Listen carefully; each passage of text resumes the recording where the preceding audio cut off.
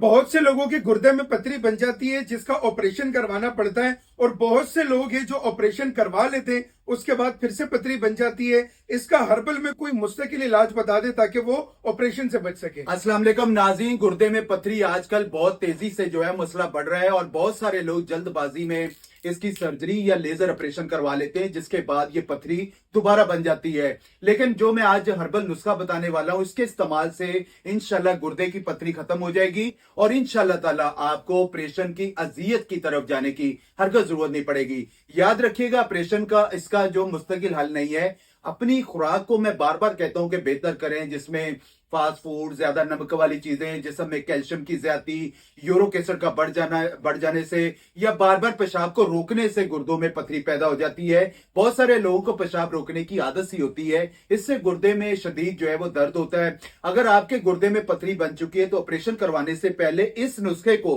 कम से कम 15 से 20 दिन तक या 10 से 15 दिन तक लाजमी इस्तेमाल करें। इंशाअल्लाह ताला आप रिजल्ट देखकर अल्लाह पाक के फजलो करम से हैरान रह जाएंगे। लेना क्या आप लोगों ने, खरबूजे के बीज का पाउडर ले लेना आधा चम्मच, और मकई की जो एक छल्ली ले लेना, उसके बाल ले लें, मकई की छल्ली के बाल। 2 कप पानी के अंदर इसको कावा बनाएं और जब 1 कप रह जाए तो इसको आपने शक्कर मिलाकर आप इसको इस्तेमाल करें कम से कम 10 से 15 दिन तक।